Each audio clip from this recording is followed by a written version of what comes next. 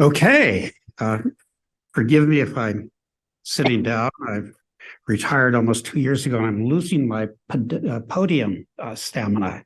But it's really an honor and a pleasure to be here in beautiful Kelowna. Nice to visit UBC Okanagan, our sister campus. And thanks so much to Renaud and Catherine for the invitation. Okay, well, thank you for your patience. Let's see, where are we? So I think the last slide that you saw was from the VDEM project showing a mild democratic recession. And you can see the same in this graph from The Economist with political liberalism and that red falling line. Now the fears have been sharpened by surges of authoritarian populism, as Carol was talking about, in many of the developed democracies, including in the US with Trump and Trumpism. The surges are building on a well-known and troubling trend toward polarized populations. So this is a graphic from the Edelman Trust Barometer that combines opinions about divisions amongst the population and how entrenched they are. So you can see here, I think it's big enough to see. The US is up in the red zone. Canada is on the other side of the red zone, so not as polarized as the US. UK, France, Germany, and Japan are in that kind of middle stripe in danger of polarization. The next slide shows Edelman's view of the drivers of polarization, including mistrust in government, lack of shared identity, perceptions of systemic unfairness, and of somewhat less importance, economic pessimism, societal fears, and distrust of the media. I've gotten out of practice talking in public. It's one of the hazards of retirement. Now, the reason that polarization raises fears for democracy is simply that democracies require that conflicts be negotiated through institutions that do their political work through the nonviolent means of talking and voting. Winners need to recognize losers with grace. Losers need to know that they can continue to speak and vote, pressure and protest with the real hope that they might be able to win someday, or win over those who disagree, or at least get some of what they want through negotiation and compromise. Polarization, however, suggests that adversaries are becoming enemies. Enemies are unlikely to deal with conflict peacefully. So when representative democracies refract polarization into institutions, they either grind to a halt, or those who come out on top assume increasingly authoritarian tactics toward those who don't. Democratic erosion is now taking the perverse form in which institutions long associated with representative democracy, especially competitive elections, have become vehicles for authoritarian populists to undermine other equally necessary institutions, including those that underwrite the rule of law, rights that define and empower democratic citizenship, including the right to vote, the professionalism and impartiality of administration, and sometimes even elected legislatures themselves. So we live in an era now in which authoritarianism is not the result of military coups, but rather the result of political elites who have won elections, from Trump and Orban to Poland's Law and Justice and to France's National Rally. Lots of other examples that we could mention. Now, add to this the popular view that institutions are not performing democratically. Here's a slide from the American National Election Studies that tracks responses to the statement, people don't have a say in what the government does. Now you can see, well, roughly here, that in 1960, 72% of respondents disagreed with the statement. By 2020, only 27% disagreed. Now, admittedly, this is the US, and the Economist Democracy Index famously and somewhat recently demoted the US to their flawed democracy category. Higher ranked democracies don't show the same level of discontent, but there are very few, maybe none, where citizens agree that their country is completely democratic. And note that two of the most important drivers of polarization, according to the Edelman analysis, are problems of democracy, that is, mistrust of government and systemic unfairness. So, if these are the fears, are there any hopes? First, it's important to take a somewhat long view on the democratic project, lest challenges distract from its world historical accomplishments. Although the causalities are complex, rankings of countries by the quality of democracy tend to be highly correlated with almost every measure of social well-being. Strong democracies are healthier, happier, more innovative, wealthier, less violent, less corrupt, more pluralistic and tolerant, better for women and minorities, and more attentive to the worst off. These indicators help to get at what might be called the existential meaning of democracy, or perhaps the kind of deep normative meaning of democracy. People want self-government in the sense that they want control over their lives and futures. They want freedoms and choices about how they live their lives. They want their children's lives to work out. They want to be able to plan for the future. And while there are some rugged individualists out there, probably most understand that individual self-government requires collective supports and securities, and this is what democracy should get you. Importantly, although the democratic project seems to be backsliding, we're not seeing a popular retreat from democratic values. Authoritarian movements have become noisier and better organized. Especially in the developed democracies, citizens are increasingly assertive and expressive. And there's no broad retreat from democratic values. As Larry Bartels puts it, and he considers himself to be quite a realist where democracy is concerned, says, well, ordinary citizens, in some cases, most cases, may be guilty of prioritizing the quality of their day-to-day lives over democratic procedures. Democracy is clearly eroded from the top, not the bottom.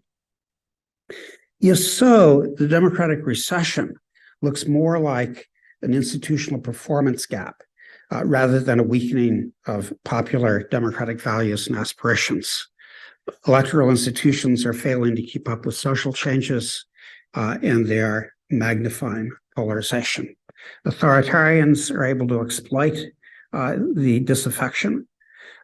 Popular dissatisfaction with electoral democracy is, of course, no small matter. The democratic project can't survive without elections, voting, and the forms of representation and responsiveness that they provide. But the pathways to better, more stable, and more progressive democracies will involve continuing to reinforce electoral democracy while supplementing the legacy institutions of electoral democracy with what has come to be called democratic innovations. That is, processes that involve greater citizen participation, more equal and responsive representation, and higher quality deliberation. The democratic innovations that will make this future possible are already in the making. At the same time that electoral democracy has weakened, we've seen thousands of experiments with new and different ways of doing democracy. Now, this said, these experiments are mostly relatively recent, and it remains a challenge to innovate the right kinds of democracy and to pair them with incentive structures that might fit them into the places they're needed most. So it remains an open question as to whether electoral democracies can innovate quickly enough or in the right ways to revitalize the democratic project and to fend off the democratic recession. So what I want to do with the remainder of the talk is to try to place these challenges in context with attention to how the emerging field of democratic innovations needs to develop to meet these challenges. So first, I'll say something about the structural drivers of the challenges. Second, I'll come back to the argument that it's not democratic values that are in crisis, but rather that we have a performance gap. Our legacy institutions of electoral democracy are necessary but not sufficient to address the structural challenges that have been building over the last several decades. Third, we need to think about democratic innovations systematically in terms of the deficits and opportunities within representative democracies. And finally, if we can take up these challenges, we can refine an agenda for democratic reform and innovation that hopefully will help to move the democratic project forward. Now, the structural drivers of discontents within the developed democracies are pretty well known, but still worth summarizing. Globalization has produced wealthier economies, but most of the gains have gone to those who are already wealthy and to those who are educated in ways that are valued by knowledge economies. In the developed democracies, those without the resources, skills, or education to work within these kinds of economies have found themselves competing with low-wage economies overseas. Nation states have had to choose between being left behind economically or allowing control of the economy to relocate into transnational and global trade agreements. From the standpoint of democracy, because nation states have less control over the structural forces of globalized economies, those elected to represent the people are likewise less powerful, which in turn decreases the powers of electoral democracy. The Brexit movement in the UK was probably mostly a response to economic integration and especially economic migration into the UK. Its advocates were able to use the language of democracy to argue that British sovereignty was undermined by membership in the European Union. Trumpism, with its nationalist, isolationist, and anti-immigrant rhetoric, follows this pattern as well.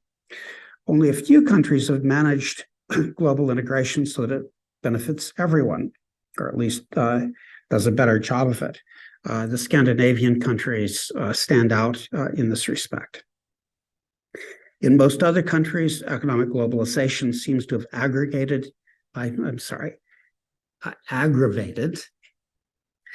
inequalities of representation that already reflected inequalities of education, race, social capital, wealth, and so on.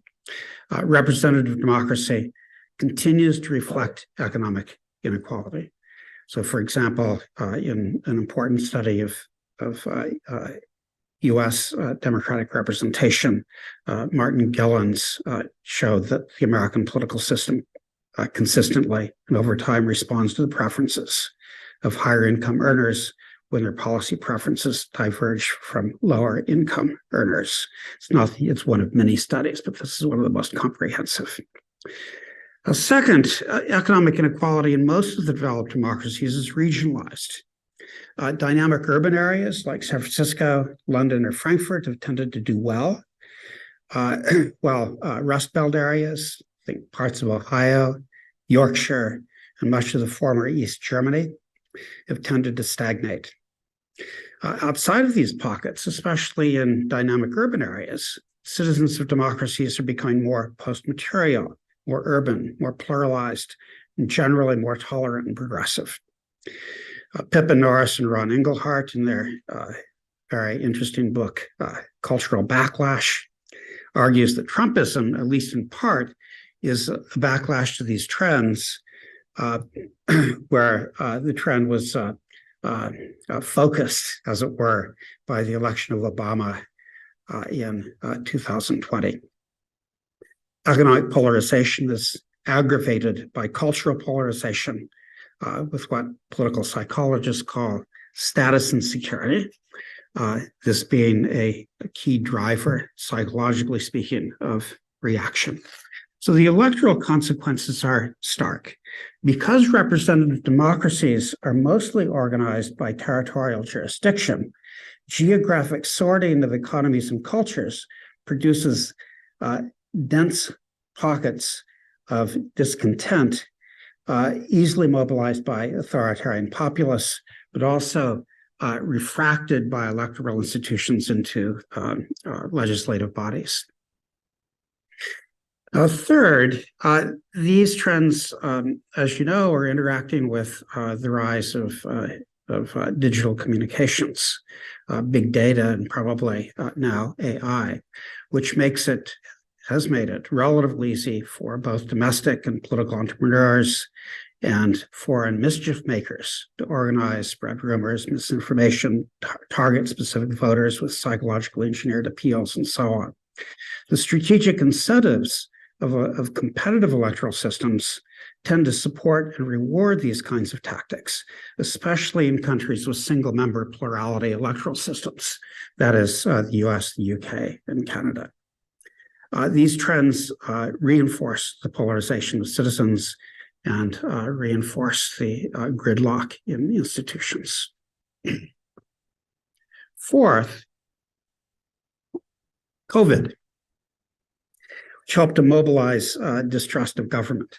An important study in the medical journal Lancet showed, after putting a bajillion variables into their model, that the only thing that really differentiated countries that did a good job handling COVID from those that did not were high trust in government and high social trust amongst people. In countries with middling level of trust in government, like the US, the pandemic deepened distrust and undercut the capacities of governments to deliver services more generally. And yet, support for democratic values in the developed democracies remains strong. The World Values Survey shows that overwhelming majorities rank the importance of democracy very highly, even when they're disappointed with how democracy works in their own country. Of course, democracy can mean a lot of different things to different people, but it's now quite clear that even authoritarian populists need to claim that they're representing democratic values against, to use populist language, against anti-democratic and elitist legislatures, courts, and bureaucracies, the deep state, and so on. Discontent with the performance of the developed democracies, even widespread mistrust of political elites, probably does not mean that there is broad support for authoritarianism, but again, rather a widening gap between democratic ideals and the performance of electoral democracy. So, in short, economic globalization, demographic sorting, immigration, social media, the COVID pandemic, cultural changes are now interacting with the strategic incentives generated by competitive elections and the organization of electoral democracy by territorial districts and jurisdictions in ways that are undermining the capacities of electoral democracy to produce good, responsive government. So if there's a crisis of democracy, it's probably specific to election-based representative democracy, just because the institutional design features of electoral democracy are interacting badly with the trends of the last several decades. Now, this is not an argument against electoral democracy. We can't do without it, and we shouldn't do without it. We should be thinking about how to preserve and improve its best effects, that is accountability, representation by locale, producing nation states with capacities to do things because they have most of the people behind them, and so on, but also innovate and supplement in ways that address these weaknesses. We need to find ways of pushing back against polarizing institutional incentives, building new kinds of representative bridges to decision makers, upgrading citizen knowledge and competence, reaching across borders, and so on. And I'll add for Carol, institutions that build empathy across divides. Now, we're not starting from zero. Some of these developments are underway in most of the developed democracies. Despite the current democratic discontent in most of the democracies and democratic recession in some, we may be at the beginnings of a quiet transformation of democracy, one possibly as revolutionary as the development of representative party-based democracy that evolved out of the universal franchise. An evolution, by the way, that took a couple of hundred years. We're seeing thousands, maybe hundreds of thousands of new channels of citizen involvement in government in most of the democracies, but often outside of the more visible politics of electoral representation. It's not just that governments, especially at the lower levels, have been innovating, but there are increasing numbers of NGOs and consultancies that specialize in democratic innovations. Participedia, a website that crowdsources information on democratic innovations, lists over 800 organizations with interests in democratic innovation. The OECD recently published a report on the rapidly increasing numbers of what they call representative deliberative processes in OECD countries, what we kind of call in the democratic innovations business, deliberative mini-publics. That is, bodies that are brought together around an issue with a demographic sample of a relevant population and then set to do deliberative work and produce recommendations on an issue. The European Consortium for Political Research now has an ongoing section devoted to democratic innovations. The American Political Science Association has a rapidly growing related group, which will probably become a section in a year or two. Participedia has documented more than 300 new processes with names like citizens' juries, citizens' assemblies, deliberative polling, social auditing, open government, participatory budgeting, planning cells, many new online platforms for deliberation. The true number of distinctive innovations, though, is probably much less than 300, maybe 80 to 100. But every NGO that tries to promote one of these innovations has to name it with a special name. So that's how you get more of them. The Latino Project, which documents cases of democratic innovation in Latin America, has collected about 3,700 cases across 18 countries, selected so as to represent a diversity of new processes rather than the population of cases, which in Latin America probably amounts to tens of thousands.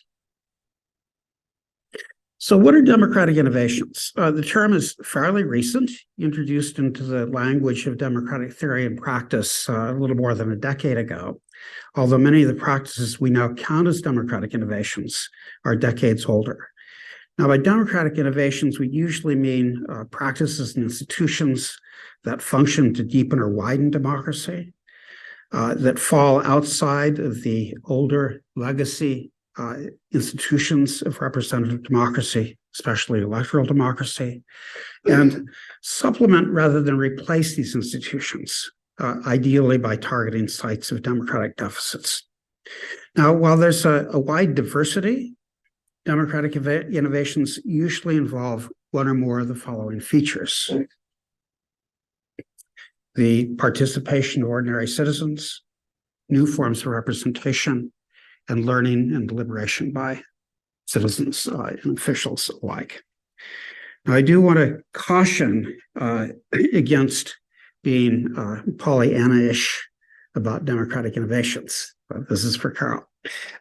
They're one piece of the response to democratic backsliding or recession alongside of social movements, voting mobilization, strengthening the rule of law, reforms to electoral systems, and legislatures, better leadership, civic education, anti-corruption campaigns, and so on. These are both and strategies, not either or strategies. But in political science, democratic innovations are probably the least recognized and least understood part of the puzzle. So I think we need to recognize and study these developments, and we need to think about how democratic innovations fit into the opportunity structures evolving within and beyond the institutions of electoral democracy. I think of these opportunities at three levels: those kind of within electoral democracy, or within the kind of legacy institutions of government, maybe a bit broader than electoral democracy. Those below electoral democracy, often in decentralized or deconcentrated areas of government and civil society, and those above electoral democracy, that is between and beyond nation-state organizations. So first, to electoral institutions. Now, electoral institutions, of course, are going to continue to be key organizers of state-based decisions and collective actions. They'll continue to serve key representative roles in large-scale transnational institutions.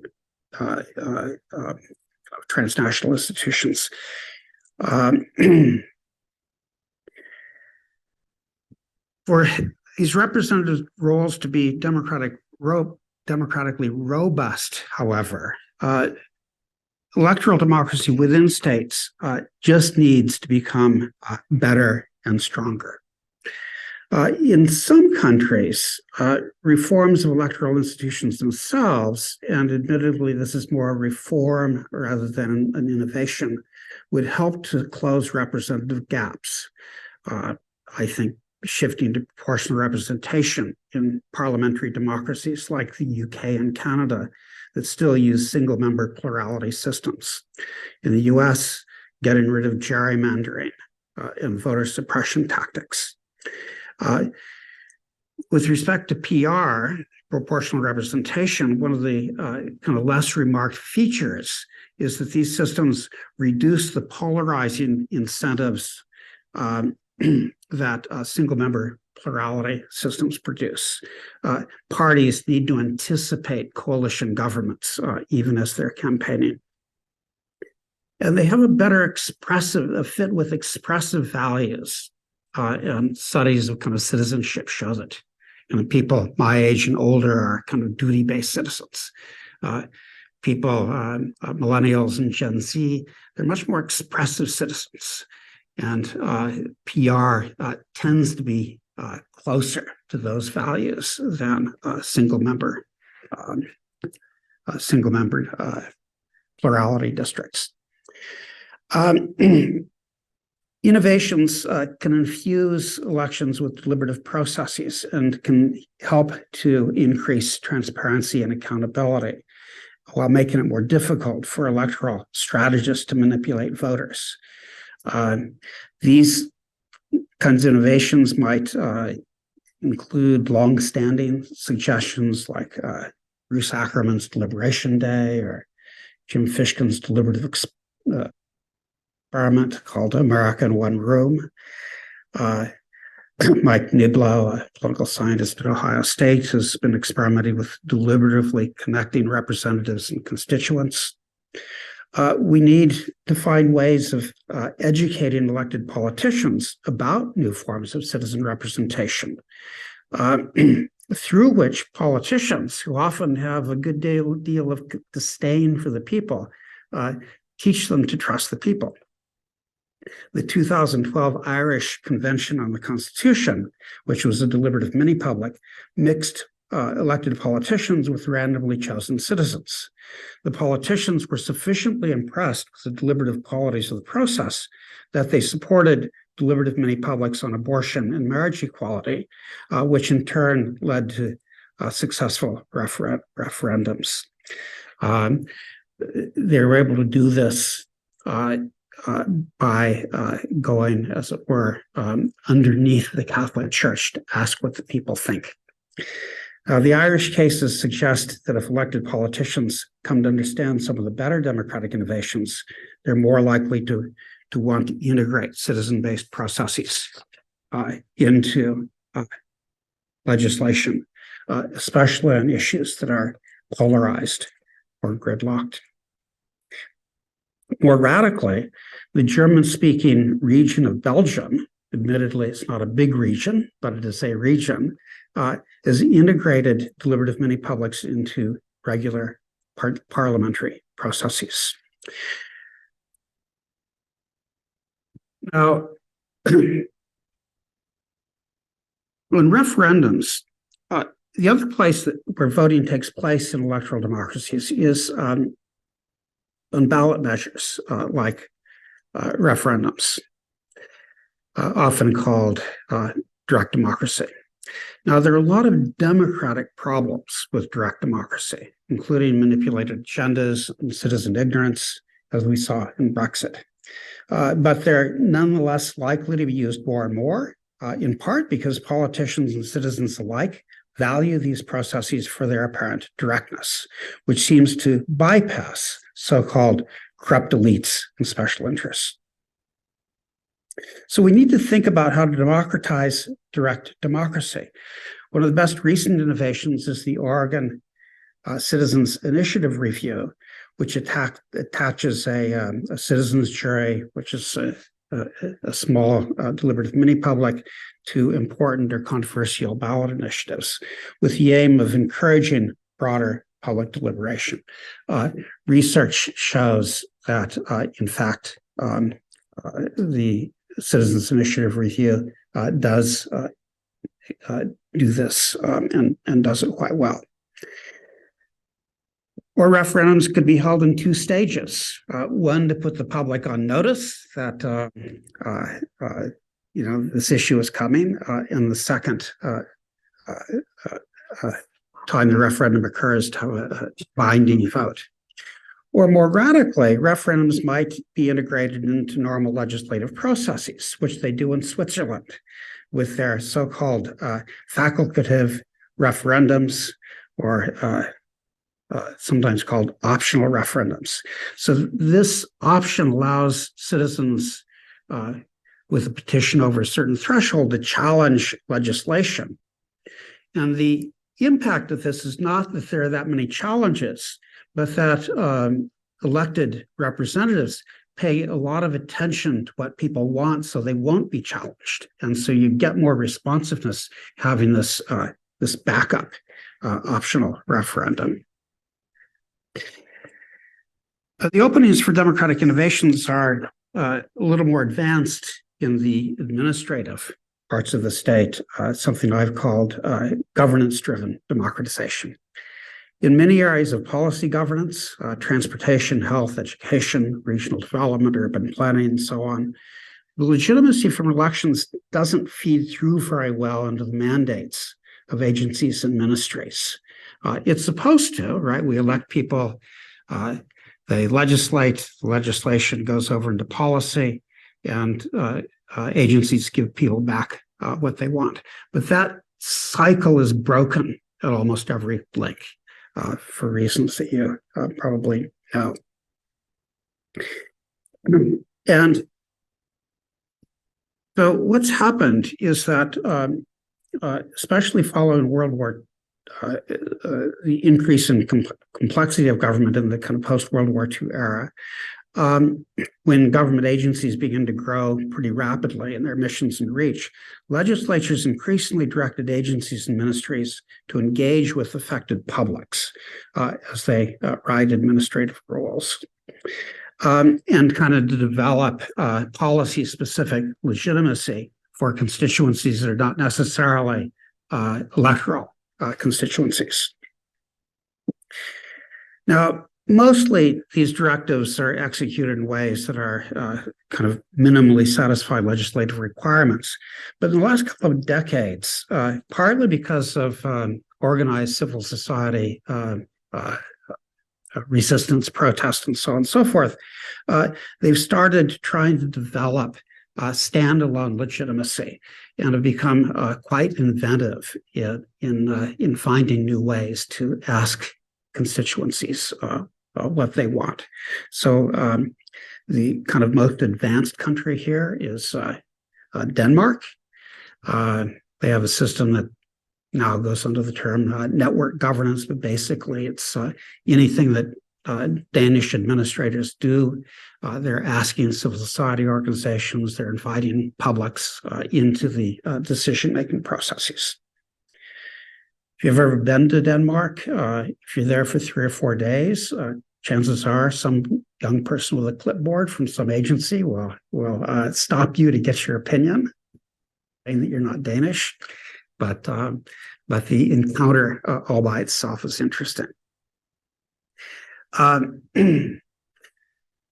Now, these kinds of trends are accelerating, and they're providing new opportunities for democratic upgrading of what are now mostly authoritarian bureaucracies. These developments are especially important for citizen views of government responsiveness, since most of our kind of street-level interactions with government are with the administrative state. Complexity in governance has been pushing a lot of decisions below the kind of peak institutions, especially national institutions for representative democracy, often in ways that produce more opportunities for democratic innovations. Since the mid-1970s, many responsibilities have been decentralized to lower levels of government through new federal arrangements. Spain's and Italy's kind of autonomous regional governments that developed during this period are good examples. And it's also been a period of deconcentration, moving decisions to places that are closer to service delivery. Now, of course, there are clear dangers to democracy when public entities shift responsibilities to entities with unclear mandates and accountability, especially in countries with histories of also, if it's kind of done on the neoliberal model of farming public things out to private entities. This said, these developments can and often do provide new opportunities for democratic innovations. So we're seeing municipal and regional governments increasingly engaging with citizens on local issues like, again, planning for transportation, waste disposal, social housing, schools and schooling, public health, urban planning, and the like. These developments are often driven by the potential gridlock of activism and advocacy, but they can also be driven by professionals who are trying to do their jobs and trying to get people on board with them so they can do their jobs. Democratic innovations in municipalities can even be driven think of this by commitments to distributive justice. This is the story with the Labour Party in Brazil that invented participatory budgeting in part to reach the favelas that were not getting their fair share of services. Opportunities for democratic innovations above electoral democracy are a whole lot more challenging because of the scope and distance for most citizens. But because some of the key structural drivers of democratic crises are global, we still need to be attentive to these spaces of opportunity. So where should we look? First, we need to look pretty closely at the emergence of single-issue governance regimes that cross jurisdictions. So security regimes, trade organizations, issue-specific international organizations, and so on. Opportunities can be driven by the needs for international, multinational, and transnational regimes to create their own legitimacy. There are now even a few experiments in transnational deliberative mini-publics focused on issues like immigration, or there's one on genomics. These are still pretty unusual, and we should probably think of them as proof of concept events rather than new forms of transnational governance. Second, opportunities have been emerging within established member state organizations. Formally, democratic states should represent their people within international organizations. But some organizations, most notably the UN, the World Bank, and the EU, also establish constituencies more directly, especially around issues that are closely related to human development and human rights, and in areas of poverty, health, the status of women, labor standards, environmental issues, and refugees. Third, global civil society continues to grow and develop, often in direct response to these global challenges. Cause-based civil society organizations establish and organize informal constituencies that cross jurisdictions. Now, while most organizations are not internally democratic, they do bring into existence structures and organizations that can then be democratized. And finally, most difficult to democratize are structures of global capitalism. I don't have much to say about democratic innovations in this area. I think Carol is right. This is a tough area, except to note that democratization will probably continue to be mostly defensive, and it's going to show up in trade agreements, trade agreement riders in issue areas like labor and environment. And local pressures on investment decisions can also push global capital. Now, to the final question. Looking forward, how should the field of democratic innovations develop so that it might address these kinds of opportunities, especially given that it's still a very young and underdeveloped field of study? So I think there are kind of 6 areas we need to build out. So we now, kind of political science we's rather than other kinds of we's. First, democratic deficit demands for democratic innovations will depend in part on specific kinds of constitutional electoral systems, the kinds that are in deficit. So the emerging field of democratic innovation needs to develop close partnerships with comparative democratization experts to identify context-specific democratic deficits, so as to figure out where to target democratic innovations, the right place and the right kind. Now, second, we need to develop data about democratic innovations. Where are they? And what kinds? Where are they most prevalent? And the like. Political science today is now heavily weighted in favor of those who study people who do data, voting, elections, and public opinion. That's in part because that's kind of where the data is.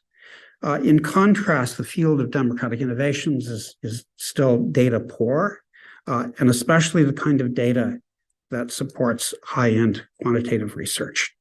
This circumstances is changing a little bit, in part because of projects like Participedia and Latino Project, but we've got a long way to go before this field has the quality and depth of data that's equivalent to the data that supports, say, comparative election studies. Third, we need to find ways of normatively evaluating the system-level consequences of democratic innovations. So, for example, does adding more points of citizen participation simply add more voice for those who already have political resources? Or can we design democratic innovations that generate more inclusions for those who are left out? Can they reduce polarization, help to produce decisions that are better informed, more deliberative, provide legitimacy gains that increase collective capacities, including more trust in government, or generate more citizen commitment for better distributions of public goods, protections of social welfare? That is, can we assess the normative contributions of democratic innovations when they function as part of broader political qualities? Fourth, to date, the field of democratic innovations has been strongest in problem areas that can be localized, in issues like transportation, healthcare, and urban planning. The field hasn't focused that much on democratic deficits that result from large-scale structural drivers, of democratic discontents, especially global markets, structural inequalities, fiscal policy, war and security, and so on. That is the problems, the very problems that are driving resurgent populisms, especially its authoritarian variants. We've devoted far too little thought to how democratic innovations might interact with those market-based drivers of social structure of kinds that are not directly controlled by governments. Fifth, because democratic innovations are rightly focused on involving people more extensively and deeply in government governance, we need to think about divisions of labor so that citizens' time, energy, and intelligence can be used to maximum effect. That is, we can't think of democracy as being one continuous 24-hour participatory meeting. How and where can citizen participation add to and democratize political systems? When do we need professionals in both politics and mission-specific agencies? And how can democratic innovations professionals to the values and knowledge that non-professionals can bring to decision-making and policies? And finally, we need to understand elite incentives within existing systems for democratic innovations. We need to understand the kinds of problems that democratic deficits present for elected politicians in order to build elite coalitions that will support democratic innovations and reforms. The democratic project requires political leadership, and for this, we need to understand elite incentives to provide the kind of leadership that is required for democratic innovations to get anywhere. Okay, so to wrap up, the field of democratic innovations needs to grow quickly and intelligently enough to backfill the deficits in the legacy institutions of representative democracy so that our fears might be contained and our hopes for democracy might have some place to land. So thank you. Thank you very much. So please go ahead. Okay. Yeah, I thought that was terrific. And just to reciprocate, I agreed with almost everything too. So regard it as a nice supplement to my own views. But I have a couple of questions. So I wanted also just to note that I also called for transnational mini publics in an attempt to give an account of transnational representation possibilities, because they seem uniquely suitable for cross-border discussion, because it is so very difficult to figure out how you could otherwise organize something like that unless you take a representative sampling. Of course, there's a language issue and so forth, but that's just a note. A couple of questions. You mentioned also already that it takes time. Well, you didn't put it that way, but it does take time for people to participate. And also the poor often don't have any time. So particularly in transnational contexts, it's difficult to get some kind of genuine representation of a range of perspectives. And I was wondering if you have a solution about that, or somehow some way to deal with that. In addition, with respect to transnational governance issues, where you have these, large organizations, the UN and World Bank and so forth, how do you get them to do more than pay lip service to the participation of distant people? I agree that they are profoundly affected, and so you want to get input, but how do you get it's hard enough in national contexts, and how would you anticipate genuine, they might be, and they do tend to say that they're open to it, and they've credentialed various civil society organizations at the UN and IMF and so forth, but get the impression that they don't take it very seriously. So how do you get them to take that seriously? That's one question. And the comparable one in the more local case, legislators and administrators, they have all these surveys and things, but we get the feeling they don't read the results. So what would, getting these any powerful organization to actually listen to, or take seriously what the deliberative groups come up with seems to me a problem. There are some cases where they are in some, open to it, but is there something you could say more about how to accomplish that with respect to administrators, legislators, and others? I'm wondering also who decides the scope of the decision-making? Because I see in local cases how you could stay local, but if it gets any bigger than that, who makes decisions about the size of the grouping, and are these self-organized? Is that the way you see it, or how do you see the issue of determining the scope? Because especially if you're going to be having some outreach to who's affected, it's not always obvious, especially with the distant impacts of local decisions. So that, and then finally, I have one more question, which is this whole thing seems to have proceeded without a discussion of the internet and social media. And in some ways, some people have made a big deal about the internet, especially with respect to crowdsourcing, which seems to be its strength. But it doesn't seem to be as strong with respect to deliberative opportunities. And there's a lot of yelling at each other and not very much listening and talking and deliberating. And so do you have ideas about that? And would it require moderation? And what about the anonymity? Is that something you would want to advocate for or get rid of, or it depends, I guess, on the context? So those are my questions, a few easy ones for you, but I thought it was really great. And I want to get a copy so I can follow up on all the particular references. Well, let me take first the question of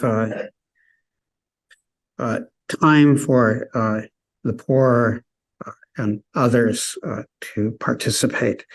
Some of the answer to this is incentives. So one of the interesting things about participatory budgeting processes, which maybe some of you or most of you have heard of, a process that originated in Brazil, where city government takes a portion of the annual budget and essentially gives it over to the people to figure out what to do with it, and then it works through a kind of pyramid structure up to peak decisions. One of the interesting findings was that people who are not well represented in other institutions were turning out for participatory budgeting, largely because there was something dependent on it. Namely, they could get sewers or water or healthcare extended to their neighborhood. So we need to pay attention to why it is somebody might participate. And then there are kind of other things that can be engineered, like excuse me. So for a lot of organized processes, people are simply paid for their time to participate. That doesn't always help when you can't take time off from work, so it's not a perfect solution. One of the reasons that Democrats like deliberative mini-publics is because these are demographic samples. And so you would get a good sample of poor people, less educated people, people who speak other languages, young people, and so on and so forth in a body. These are the kinds of people who wouldn't ordinarily participate. But it's not everybody in this group, but they are citizens of a certain type standing in for those kinds of citizens. So there is a process of citizen representation going on here, which is understudied, but very interesting. So I think a lot more to devise on this to figure out how to kind of close that representation gap. How do you get big organizations like the UN or the World Bank and so on to pay attention to democracy?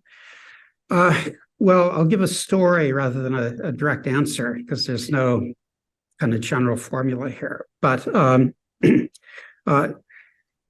in the 70s and 80s, the World Bank funded some huge projects that turned out to be disasters for people. Things like putting flood dikes up in the Ganges and sending all the water down to Bangladesh and flooding out poor people.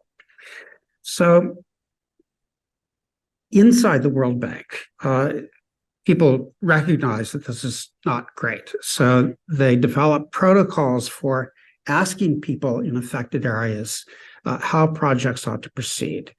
So this was a combination of big disasters plus a kind of internal commitment to doing well for people rather than doing badly for people.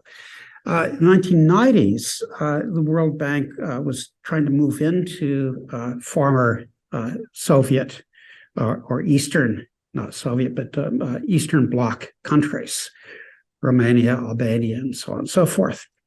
And so they had started to ask people about big projects. They moved into these countries and found that because of the really totalitarian organization of politics under communism, that there was nobody to ask, and people were not used to being asked. And so what they started to do was to develop forums, invite people into places where they could begin to form opinions. And so the World Bank found itself in the grassroots democracy development business. Also during the 1990s, I don't know if any of you have been to Washington, D.C. and seen this, but the IMF and the World Bank sit across an avenue from one another. And there was a war, a cultural war between the IMF and the World Bank. The IMF was very elite-driven and imposed solutions. The World Bank was developing this kind of small, democratic culture. The IMF managed to generate its own series of crises in Kenya and a number of other places as a result of imposing what they thought were good market solutions on economies that didn't work that way. And so what happened was that the elite imposers in the IMF found they were borrowing from the World Bank. So I don't know what these stories suggest, but it does suggest that these are complex organizations that are not simply top-down, in part because of their mission, in part because of the consequences of failed decision-making processes. Okay, how do you get administrators or organizations to pay attention to democracy? In kind of everyday kinds of things. Well, let me give you another story. I believe it was the late 80s, early 90s, Brazil was trying to develop a national healthcare system. And they divided the cities up into kind of healthcare units and started doing administration this way. So some academics started following which of these units were actually getting healthcare services out to populations. So what they found was that in those areas, I think the study was done in Rio. What they found was that in areas and neighborhoods that had organized healthcare advocacy organizations, the government-imposed healthcare system worked. In neighborhoods that didn't have advocacy organizations, it didn't work. So what this suggests is that by itself, these kind of government initiatives may or may not work, even with good intentions. If they're paired with civil society organization, very often they do begin to work. Now, another sort of piece of this is that when administrators get in trouble, very often they will reach for a process that they call consultation or something like that. They will already decided what to do, and then they will democracy wash it, right? They will put together a process that they can say it's democracy, but it's not really functioning that way. It often turns out that these processes will then backfire. So civil society organizations that are paying attention will get even madder, right? And the problems that the consultation was supposed to resolve actually increases the problem. So it's often the case, somebody needs to write a dissertation on this. It's often the case that it's the second attempt at a democracy process that works because the first one has failed and made a problem worse. So none of these things happen in the vacuum. It's again interesting to see how these work within kind of specific civil society and advocacy ecologies. Many publics, who decides? So deliberative many publics have to have organizers. And in part, that's by design. If you want a demographic sample of a jurisdiction or an affected public, it has to come usually from some kind of elite unit, often a bureaucracy, sometimes from an NGO, something like that. These are not open processes. They're closed processes because they're processes that work using a demographic sample. If you open it up, the process will become flooded with people who self-select. And then you get people who are longtime residents, highly educated, speak the dominant language and so on and so forth. And so the process is flooded in exactly the way you don't want if you want a representative body. But it requires, again, elite organization. So that means that there's also elite determination of what counts as an issue. And that's interesting. And this is also something that just hasn't been very well conceived or studied. In democratic theory, if you would like to think if there's an issue, then the public from which a sample is drawn would be the public that is affected by that issue, following the kind of all affected principle. There are a lot of administrators and agencies that in fact think in this way. And so they think of the scope in that way. That's in part because they are already thinking about their affected publics, right? And to use kind of maybe semi-trivial examples, Vancouver Coastal Health knows they have a constituency of people with complex diabetes disorders. Well, that's their constituency. And if they do a deliberative process to see how they can best deal with this issue, that's the group they're going to sample. If you're thinking about electoral reform, right, the BC Citizens Assembly, does anybody remember that? It's famous around the world, but it's been forgotten in BC. Then the constituency would be British Columbia, because that's the way in which this issue is organized, and so on. But I don't think there's any kind of good general answer as to how the scope is decided. In part, that's why advocacy is often necessary to complement these elite-driven processes. Social media, I don't really know what to say about this. There are now, there's been a lot of innovation on kind of deliberative platforms, even with AI moderators.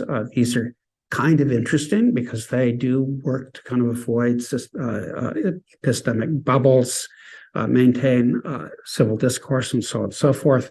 A lot of promise there in expanding something like a deliberative mini-public transnationally, and some interesting experiments are happening there. The social media bubbles are they're not going away, but we are now seeing a transformation of social media away from open networks. People are sharing news and their opinions and their life and so on on Facebook toward closed networks. And we're not sure. I don't think anybody is sure where this is going yet. I don't really have anything more intelligent to say on this question. So, other thoughts, questions, ideas? Think about the potential for large democracies such as India and the United States to cause systemic risk due to being both important for making democracy have prestige and also being less able to innovate due to their large size. And so I don't know if I have anything more to say about that than we're watching CNN and MSNBC every night. I have to avoid becoming obsessive and obsessively depressed about the U.S. There are, I guess, things to watch, things to worry about. Many of the kinds of systemic reforms that would be necessary to kind of improve and deepen the kind of legacy institutions in the U.S. are very hard to imagine. Getting rid of the Electoral College, for example, changing the composition of the Senate, which is a kind of counter-majoritarian institution, finding ways of having separated powers without it producing gridlock. And so on. I'm not sure where this goes. I think it is also important to watch a lot of the issues in the U.S. Go back to the states. And there are states that are doing kind of interesting things. So again, kind of watch devolution and deconcentration. Yeah, I hesitate to talk about because I don't know that much about India. It's a very interesting country, and democracy is, in the Indian case, in part the consequence of India being so complex that there is historically a kind of elite splintering, which enabled negotiation, which enabled democracy, and so on. There's a similar kind of story about why Uruguay is doing pretty well in democracy indicators. Now, all that said, under Modi, India is in a period of democratic recession and in danger of becoming a nationalist religious state, which appears to be Modi's program. I think that in the case of India, this is going to produce a lot of bloodletting at some point. Already has, may continue along these directions, and that is a huge risk. But you may have been thinking about other things. Okay, yeah. If there are India experts in the room. That's one of the dangers of particular case studies or examples is we're not all equally familiar with them. So I'll just ask you, I think, 2 questions. I hope I'll just ask them in a direct form, and I can ask you in the longer, more painful form over dinner. So I lived in Denmark for 2 years for a postdoc. Oh, geez. Well, this is like the Albanian student. I can't claim some special knowledge or anything like that. And I don't speak Danish, but I spent a lot of time around Danish, speak English and other languages. And one thing I noticed is, so Denmark is doing good on 2 things. And one thing that I really like to point out is they have a very high trust in government and very high social trust. Denmark is also incredibly homogenous, very tough on immigration. In fact, it's one of the only social democratic parties in Europe that survived the onslaught of hard left and hard right. And that's because they basically took the Labour Party and harsh view on immigration. People tend to forget this, but it's true. They've had a lot less problems than Sweden, for example. So this was very absent, actually, in a way, both of your talks. And it seems like this is one of the big drivers of a lot of anger and distrust. And it seems to me a little strange to kind of, how do we organize the talk? Who can show up? Do we bring microphones? Do MPs have to write a report? When some of these more fundamental issues are kind of left by the wayside. So these kind of issues about immigration, ethnocultural fragmentation, kind of the Putnam stuff, but then there's a lot more recent ones that confirm this. In fact, there's an APSR meta-analysis from 2020, which confirms that, there's no doubting ethnic fragmentation is not a placeholder. It's not about economic issues. Those are additional. Just ethnic fragmentation per se creates problems. And the second point I want to bring up just very quickly, not that these are easy, but maybe there's a first pass sketch answer you can deliver, is about referenda. I wrote a piece that's coming out in Mathian in the next few days about these kind of angers around democracy. And what was funny is you didn't address the fact that a lot of referenda that were important, particularly in Europe, got buried or spat on. So I think sometimes it's not so much about democratic recession as a conflict between democracy and liberalism. And liberalism can be quite anti-democratic. The argument is always they voted badly, they're fools. Well, most of these votes are all binary, whether they're in parliament or not, whether it's a referendum or not. So, the French referendum about the EU Constitution 2005 was buried and maneuvered around with a bill through parliament. The Irish voted twice. They never voted twice. No one believes they voted twice, that they voted yes to the Constitution the first time. These examples are not exactly rare. So sometimes it seems to me, yes, if you asked the far right or the far left's voters, are you democratic? They'd probably say yes. The democracy they're thinking about is probably harshly majoritarian and not very liberal. And I doubt Carol Gould would think Le Pen's voters are all that democratic since she has a more expansive view of democracy. But they'd probably answer the survey, as these value surveys, by saying, yeah, I'm a Democrat. And we'd love to have more referenda because we think we'd win. In fact, there was just on this last point, in the last 12 months, if I'm not mistaken, for the first time since the 80s, when the death penalty was abolished in France, there was a majority to restore it. This is not exactly isolated either in Europe. These trends have been there for a little while. So I just think it's a little strange to kind of dance around the role that referenda have played in breaking trust, in the sense that there's us and there's them. The idea that some people thought you should have a people's vote for Brexit. Just as a quick factual point, Brexit had the most votes, it's the second most participated democratic event in British history, except I think the general election in the early 90s. So when people suggested it wasn't democratic enough in terms of we needed the people to vote again, I don't really know which people they're looking for that didn't come out to vote. So I guess the referenda strikes me as a little bit of a strange angle mort, I could say. Well, maybe I'll start with Brexit. So the complaint about Brexit is not that enough people didn't participate.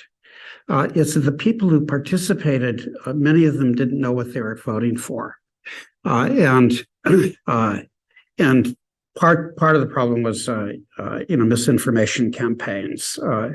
Some of it possibly Russian, but certainly the Brexiters spread a lot of misinformation. A deliberative mini public after Brexit, which oversampled Brexiters, showed that once people were able to wrap their head around what Brexit would mean, they moved over to the no Brexit side. So the problem, the anti-democratic problem, was not that there isn't other people who should have voted, but rather the people who did vote were voting on something enormously complex. And very often they're only voting on one thing, right? They didn't like the halal place on High Street, right? That was actually the kind of anti-immigrant thing was a huge driver of Brexit. After Brexit, many people didn't understand that the EU was funding a lot of development in the UK, and were surprised to find that this money went away. Brexit has carved probably, 2 to 6% off of the UK's GDP, maybe more. It's a little bit hard to model. So these are all, so this is the kind of case where a democratic innovation, doing something like the BC Citizen Assembly ahead of the referendum, probably would have produced quite a different vote. Not a different people, but a different vote. to work, people have to know what they're voting on, right? This is the kind of information deliberation part of democracy. Democracy and liberalism. I'm not so keen on this divide. And the reason is that I think that democracy, at its most basic, is about self-rule. And the self-rule goes all the way from the individual's freedoms and the like, up through the collectivity. And that's where you begin to talk about things like voting systems and majority rule and the like. I think that people have very different ideas of what democracy entails. And I think you're right that, majoritarianism is probably the ruling idea on the kind of authoritarian right. But they also use the discourse of freedom, right? The discourse of self-government, so on and so forth. So there are a lot of values that the democracy concept incorporates. And the problem for democratic theorists is to figure out how to incorporate expressions of those values into institutional processes. So I don't think I have a lot more to say about it than that. It's complicated, but that's okay, right? It's kind of what democracy is. Okay, so Denmark. Yeah, the worst thing about Denmark is immigration. Denmark works fabulously well if you are Danish, and to some degree, I don't want to say the Danish mentality, but a majority of Danes believe in collective provision for Danes. Right? So there is a kind of tribalistic quality, I guess I would say, to Danish culture. Pardon? Welfare show. Yeah, welfare chauvinism, and you can see this in certain patterns on the European right. Which is that, yes, the welfare state, no to immigration, because immigrants will come in and free ride on the welfare state. That's a problem. Other good countries, Finland does fabulously well in kind of democracy, anti-corruption, so on and so forth, but only about 2% of people in Finland are born outside of Finland. Even fewer immigrants than Denmark. Fewer immigrants than Denmark. And if you go to, I won't say anything more or meaner about Finland, but because there's a lot to like, mostly not the weather. Unless you're Finnish, and they seem to like it a lot more. We have a constant stream of graduate students, though, coming from Finland, from Germany, from other places in Europe, to Canada, because Canada seems to maintain sort of a crappy welfare state, but a decent welfare state that is fairly inclusive, with a continually high rate of immigration. So I don't know what the figures are, but I think I'm going to make this up, but it's close, 23 or 24% of people in Canada are born outside of Canada, including myself. I'm an immigrant. And Europeans want to know how this happens. And there are many, many answers to this. There are different things going on in a settler colonial society than in, say, the UK or Denmark or these kind of old world culture-heavy countries. But countries like Denmark probably have things to learn about the positive effects of immigration. We do cream the immigrant pool, as you know, with our point system, favoring people who speak one of the two languages, favoring people with high levels of education, producing an immigration system through student visas, and so on. So all of those mean that we don't have the kinds of immigration issues that you have in the US, or for that matter, in most of Europe. That is, Canada doesn't have uncontrolled borders, and has the luxury of managing an immigration system, in part with an eye toward figuring out how immigrants can be integrated, how immigrants integrate into the culture and economy of Canada. So interesting and complex. So Thank you. Unless anyone has any pressing final question, I think we should simply thank our two speakers, and I'm very thankful for your presence and participation here today. thanks for the great questions. Thank you again, Carol. Thanks, Carol. Thank you very much. I enjoyed it immensely.